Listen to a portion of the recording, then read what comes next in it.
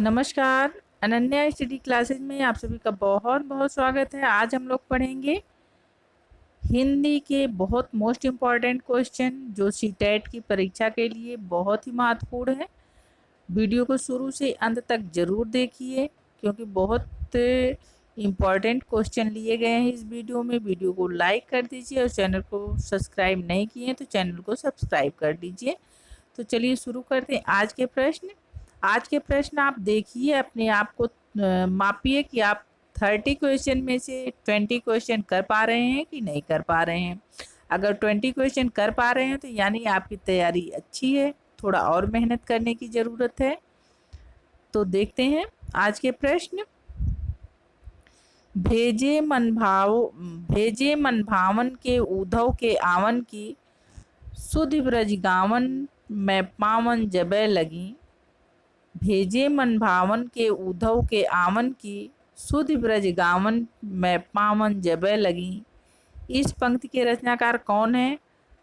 सूरदास, कुंभनदास, नंददास या जगन्नाथ रत्नाकर। तो इसका आंसर हो जाता है जगन्नाथ रत्नाकर जी हो जाएंगे इन पंक्तियों के रचनाकार।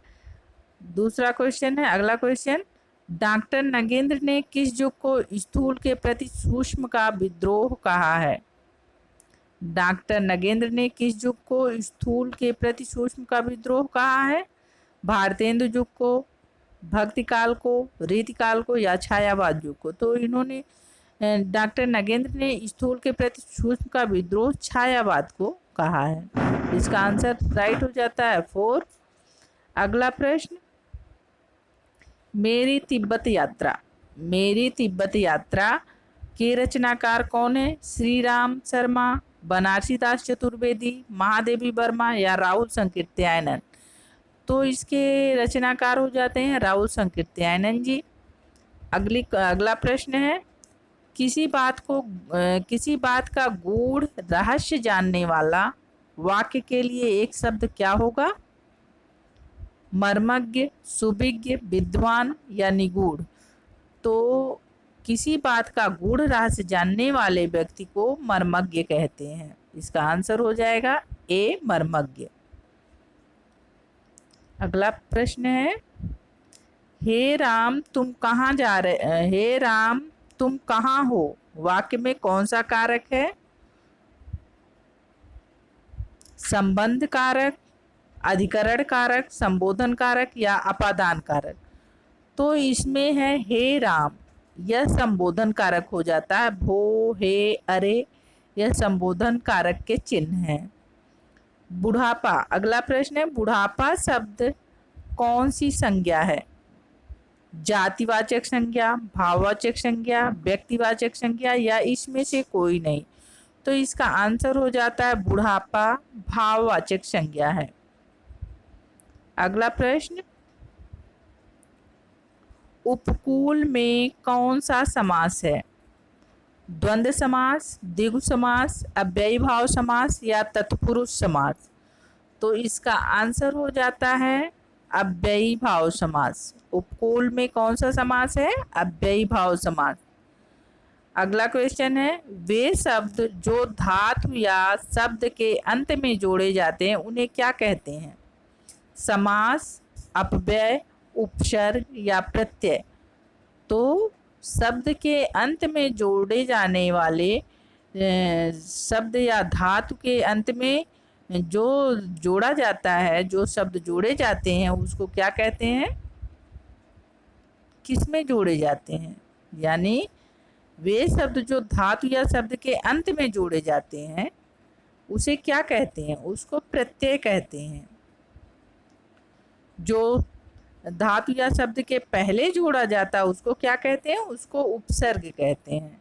और शब्द या धातु के अंत में जोड़े जाने वाले को प्रत्यय कहते हैं। अगला प्रश्न है, निम्न में से किस शब्द में उपसर्ग का प्रयोग हुआ है? लिखाई, हानिकारक, उपकार, अपमान। तो इसमें से इसका आंसर हो जाएगा उपकार। उपकार में उपसर्ग जुड़ा है, उप प्लस कार, उप जो है उपसर्ग हो जाता है, और लिखाई में जो है प्रत्यय जुड़ा है आई। तो इस प्रकार से उपकार, उपकार में उपकार एक ऐसा शब्द है जिसमें उपसर्ग जुड़ा है उप। औधी खोपड़ी का अर्थ क्या है? अगला क्वेश्चन है, अगला क्वेश्चन, औधी खोपड़ी का अर्थ क्या है? मूर्ख होना, कुछ निर्णय ना कर पाना, किंग कर्तव्य विमूढ़ होना, झगड़ालू होना। तो इसका अर्थ होता है इसका अर्थ होता है मूर्ख होना। औधी खोपड़ी का अर्थ होता है मूर्ख होना। अगला प्रश्न है, त्यागपत्र उपन्यास के उपन्यास कौन है? त्यागपत्र उपन्यास के उपन्यासकार कौन है? तो इसका आंसर है, इसका ऑप्शन है यशपाल, जैनेन्द्र, अज्ञेय या उपेंद्रनाथ अस्क। तो इसका आंसर हो जाता है जैनेन्द्र। ये त्यागपत्र उपन्यास के लेखक जैनेन्द्र जी हैं और इसको लिखा कब गया है? 1937 में। हिंदी साहित्य के इतिहास के संबंध में modern vernacular literature of Hindustan किसने लिखा है? ये बहुत अच्छा क्वेश्चन है। The modern vernacular literature of Hindustan किसने लिखा है? Option A Garcin, option 2 George Abraham Grierson, option 3 Sunit Kumar Chatterjee, option 4 Dhirendra Verma. तो इसका आंसर हो जाता है जॉर्ज अब्राहम ग्रियर्सन।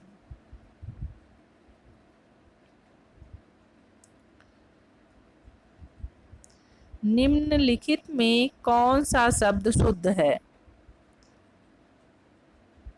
पहला, उसने मुझे पास आने के लिए कहा। दूसरा है, उसने मुझसे पास आने को कहा। तीसरा है, उसने मुझे पास आने को कहा। चौथा है, उसने मेरे को पास आने के लिए कहा। यह तो पहले ही पता चल जाता है, मेरे को तेरे को यह भाषा बिल्कुल भी कोई वो नहीं होती है, शुद्ध नहीं होती है। उसने मुझे पास आने को कहा, तो 43 का आंसर हो जाता है 43 का 1। उसने मुझे पास आने के लिए कहा, यह शुद्ध हो जाता है और तीनों रॉन्ग हो जाते हैं। अगला क्वेश्चन है, मूक होई बाचालु पंगु चढ़ई, गिरिवर गहन जासु कृपा सो दयाल द्रवहु सकल कलिमह दहन। प्रस्तुत पंक्तियों में कौन सा छंद है? दोहा, सोरठा, चौपाई, दोहा या भरव्य। तो इसमें जो है आप कैसे जानोगे? तो इसको जो है इसका मात्राएं काउंट करते हैं, मात्रा लगाते हैं, लघु या गुरु मात्रा लगा के आप देखते हैं। सोरठा में कौन कितनी मात्राएं होती हैं, दोहा में कितनी मात्राएं होती हैं, और चौपाई में कितनी मात्राएं होती हैं, भरव्य में कितनी मात्राएं होती हैं, आपको पता होना चाहिए। चौपाई में 16-16 मात्राएं होती हैं, दोहा में 13 और 11 मात्राएं होती हैं, और दोहा का उल्टा सोरठा होता है, 11 और 13 मात्राएं होती हैं। भरव्य में 7 और 12 मात्राएं होती हैं। तो इस प्रकार से हम इसको काउंट करेंगे। तो इसका आंसर हो जाएगा 44 का 1 सोरठा। इसमें सोरठा छंद प्रयुक्त हुआ है। आगे, कौन सी वर्तनी शुद्ध है? विशेष, विशेष, विशेष, विशेष। तो इसका शुद्ध हो जाता है ऑप्शन ए विशेष।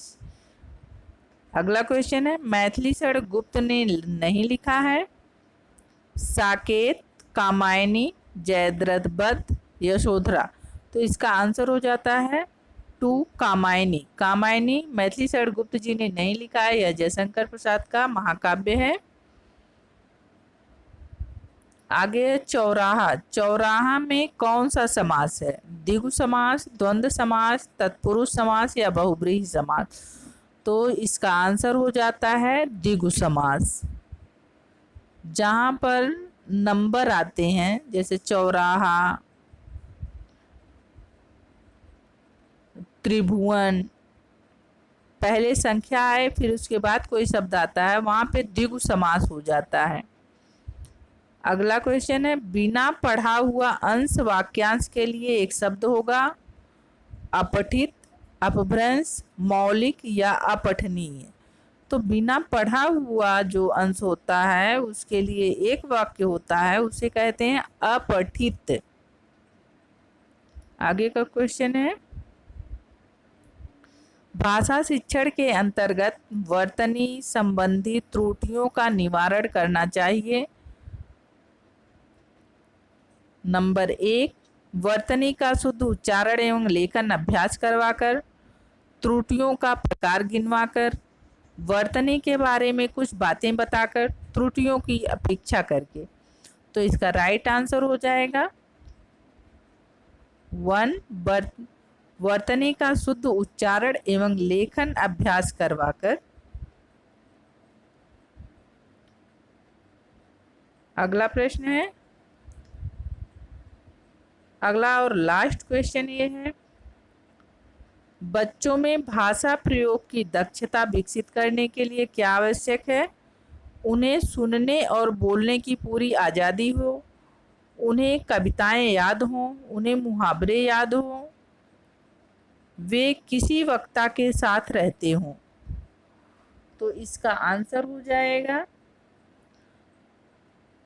1, उन्हें सुनने और बोलने की पूरी आज़ादी हो, तभी वो भाषा के प्रयोग में पूरी दक्षता से उनका विकास हो सकेगा बच्चों का।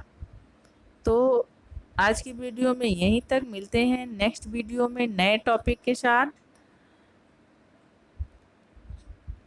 वीडियो को लाइक करना और अपने दोस्तों के साथ शेयर करना बिल्कुल ना भूलिए। चैनल को सब्सक्राइब नहीं किए हैं तो चैनल को सब्सक्राइब कर लीजिए। पूरी वीडियो देखने के लिए धन्यवाद।